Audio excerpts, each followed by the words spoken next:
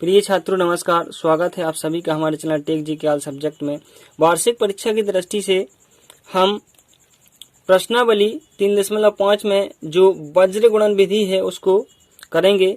तो वार्षिक परीक्षा में वज्र गुणन विधि, विलोपन विधि या फिर प्रतिस्थापन विधि, इन विधियों में से कोई एक विधि अवश्य ही आती है। तो आइए हम सीख लेते हैं इस प्रश्नावली के जरिए वज्र गुणन विधि को। तो आज हम इसका प्रश्न 3 और प्रश्न 4 करेंगे, जिसमें आपको समझ आ जाएगा कि वज्र गुणन विधि से हम किस प्रकार से x और y के मान निकाल सकते हैं। तो आइए हम प्रश्न 3 और 4 को करते हैं। इसका प्रश्न 3 है,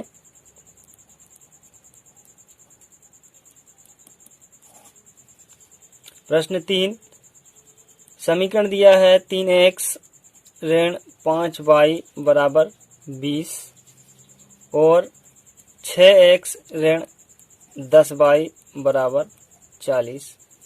तो इसको हम व्यवस्थित कर लेते हैं पहले। तो देखिए, इसको हम क्या लिख सकते हैं, 3x ऋण 5y, इसका हम पक्षांतर कर देंगे 20 का, तो ये ऋण का हो जाएगा बराबर में 0। इसी प्रकार से इसको व्यवस्थित करेंगे 6x ऋण 10y ऋण 40 बराबर 0। ये 40 यहाँ लेफ्ट साइड में जाएंगे, पक्षांतर हम करेंगे इसका, तो ये ऋण के हो जाएंगे बराबर में 0। अब इसको हम समीकरण 1 और इसको समीकरण 2 मान लेते हैं। अब देखिए, इसको हम A1 मानेंगे, इसको B1, इसको C1, इसको A2, इसको B2, इसको C2 मानेंगे। तो देखिए, हमने ये मान लिए। अब हम कंडीशन लगाते हैं A1 बटे A2 बराबर क्या आएगा, A1 बटे A2 बराबर, यहाँ A1 बराबर 3 है और A2 बराबर 6 है, तो यहाँ 3 बटे 6 हो जाएगा। अब इसको हम काट देंगे, 3 एकम 3 और 3 दूनी 6, 1 बटे 2 आ गया। इसी प्रकार से आप B1 बटे B2 निकालेंगे, तो B1 बराबर ऋण 5 है और B2 बराबर ऋण 10 है, तो यहाँ ऋण 5 बटे ऋण 10, ऋण और ऋण कैंसिल हो जाएगा और फिर 5 एकम 5 और 5 दूनी 10, यहाँ पर भी 1 बटे 2 आ जाता है। अब देखिए, C1 बटे C2 हम निकालेंगे, तो C1 बराबर ऋण का 20 है और C2 बराबर ऋण का 40 है, तो यहाँ हम ऋण 20 बटे ऋण 40, ऋण और ऋण कैंसिल, 20 एकम 20 और 20 दूनी 40, तो यहाँ पर भी 1 बटे 2 आ गया। तो यहाँ पर हम देखते हैं कि A1 बटे A2 बराबर 1 बटे 2 है, B1 बटे B2 बराबर 1 बटे 2 है और C1 बटे C2 बराबर भी 1 बटे 2 है। तो यहाँ से हमें पता चलता है कि A1 बटे A2 बराबर B1 बटे B2 बराबर C1 बटे C2, ये तीनों ही बराबर होंगे, क्योंकि A1 बटे A2 बराबर 1 बटे 2 आया है, B1 बटे B2 बराबर 1 बटे 2 आया है और C1 बटे C2 बराबर 1 बटे 2 आया है। अतः हम यहाँ पर लिखेंगे A1 बटे A2 बराबर B1 बटे B2 बराबर C1 बटे C2।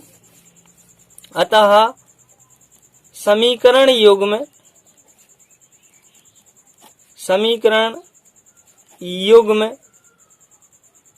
के अनेक हल हैं या फिर अपरिमित रूप से अनेक हल हैं। तो समीकरण युग्म के अपरिमित अनेक हल हैं, तो इसको हम वज्र गुणन विधि से नहीं कर सकते, क्योंकि इसके अनेक हल हैं। अगर A1 बटे A2 बराबर नहीं होता B1 बटे B2, तब हम वज्र गुणन विधि से इसको हल करते। तो ये यहीं तक होगा। इसका प्रश्न 4 है, प्रश्न 4, x ऋण 3y ऋण 7 बराबर 0, 3x ऋण 3y ऋण 15 बराबर 0। ये समीकरण 1 हो गया, ये समीकरण 2 हो गया। अब देखिए, यहाँ पर कुछ नहीं है तो हम 1 मान लेते हैं। अब इसको हम A1 मानेंगे, इसको B1, इसको C1, इसको A2, इसको B2, इसको C2 मानेंगे। तो देखिए, A1 बटे A2 बराबर क्या होगा, A1 बटे A2 बराबर यहाँ 1/3 हो जाएगा। फिर B1 बटे B2, चूंकि B1 बराबर ऋण 3 है और B2 बराबर ऋण 3 है, तो यहाँ ऋण 3 बटे ऋण 3, ऋण और ऋण कैंसिल और 3 से 3 कैंसिल, तो यहाँ 1/1 आ गया। फिर देखिए C1 बटे C2 बराबर, यहाँ C1 बराबर ऋण 7 है और C2 बराबर ऋण 15 है, तो ऋण 7 बटे ऋण 15, तो ऋण और ऋण कैंसिल और यहाँ 7/15। अब देखिए यहाँ से हम देखते हैं कि A1 बटे A2 बराबर 1/3 आया है, B1 बटे B2 बराबर 1/1 आया है और C1 बटे C2 बराबर 7/15 आया है, यानी कि संख्याएं सब अलग अलग हैं। तो यहाँ हम लिखेंगे A1 बटे A2 बराबर नहीं है B1 बटे B2 के और बराबर नहीं है C1 बटे C2 के, तो समीकरण युग्म का एक अद्वितीय हल होगा। तो यहाँ हम लिखेंगे इसलिए समीकरण युग्म का एक अद्वितीय हल होगा।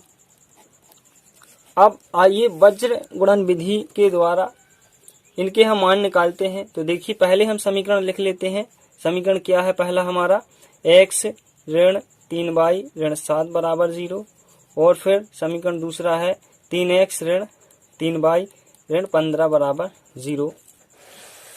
अब देखिए इन समीकरणों में जब हम x का मान निकालेंगे तो यहाँ हम x लिखेंगे, फिर यहाँ बटे में अब हम x के इन मानों को छोड़ देंगे और इसका गुणा करेंगे और इसका गुणा करेंगे। तो देखिए ऋण 3 का गुणा ऋण 15 से होगा, बीच में हम ऋण लगाएंगे और ऋण 3 का गुणा ऋण 7 से होगा। तो यहाँ लिख देते हैं ऋण 3 गुणा ऋण 15, बीच में हमें ऋण लगाना ही है, और फिर ऋण 3 गुणा ऋण 7, फिर बराबर लगाएंगे और फिर यहाँ लिखेंगे y, और जब हम y का मान यहाँ निकालेंगे तो y के इन मानों को हम छोड़ देंगे और इसका गुणा करेंगे और इसका गुणा करेंगे और बीच में माइनस चिन्ह लगाएंगे। तो देखिए यहाँ 1 गुणा ऋण 15 होगा, तो हमने क्या लिखा 1 गुणा ऋण 15, और फिर बीच में माइनस लगाना ही है, और फिर 3 गुणा ऋण कितना ऋण 7, 3 गुणा ऋण 7, ये इसका और इसका और इसका और इसका। अब देखिए बराबर में यहाँ हम 1 लिखेंगे बटे, अब इन वाली संख्या को हम छोड़ देंगे और इसका करेंगे और इसका गुणा करेंगे, बीच में माइनस चिन्ह। तो देखिए यहाँ 1 गुणा ऋण 3 होगा, बीच में माइनस, और 3 गुणा ऋण 3, 3 गुणा ऋण 3। अब हम इनका गुणा कर देते हैं। तो देखिए x के बटे में ऋण और ऋण का गुणा क्या होता है, धन होता है, तो 15 तिया 45 हो जाएगा। फिर देखिए यहाँ ऋण और ऋण का पहले गुणा होगा तो धन हो जाएगा, और धन का गुणा ऋण से होगा तो फिर ऋण आ जाएगा यहाँ पर, और 7 3 21। अब देखिए y के बटे में यहाँ ऋण का धन से गुणा होगा तो ऋण आएगा, 15 एकम 15। फिर देखिए यहाँ ये ऋण 7 का गुणा ऋण 13 से होना है, सॉरी ऋण 3 से होना है, तो 7 3 21, ऋण और ऋण का गुणा होगा तो यहाँ धन आ जाएगा बराबर 1 बटे।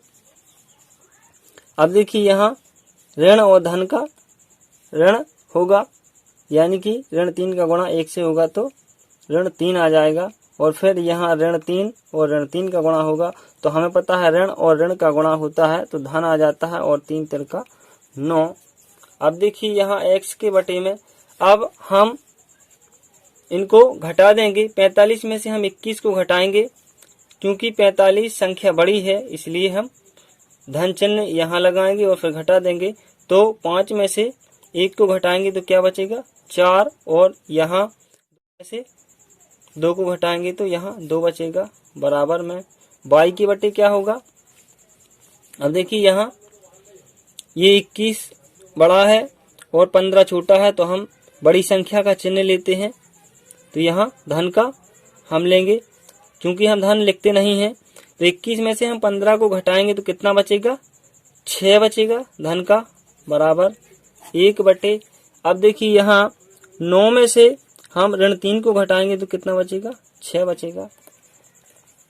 अब हम क्या करते हैं, एक बार x बटे 24 के बराबर में हम 1 बटे 6 लेंगे और फिर y बटे 6 के बराबर में 1 बटे 6 लेंगे। तो आइए हम x बटे 24 के बराबर में एक बार 1 बटे 6 को लेते हैं और फिर y बटे 6 के बराबर में 1 बटे 6 को लेते हैं। तो देखिए यहाँ इसका गुणा इससे हो जाएगा, इसका गुणा इससे हो जाएगा, या फिर हम x का मान निकालेंगे तो इसका इससे गुणा कर देंगे और फिर ये बटे में रहने देंगे। तो देखिए यहाँ क्या हो जाएगा, x के बराबर में 24 बटे 6 होगा और यहाँ पर x बराबर क्या आ जाएगा, 6 एकम 6 और 6 चौके 24, x बराबर 4 आ जाएगा। इसी प्रकार से इसका यहाँ गुणा हो जाएगा, तो यहाँ y बराबर क्या हो जाएगा, 6 बटे 6 और फिर y बराबर यहाँ कट जाएगा 1।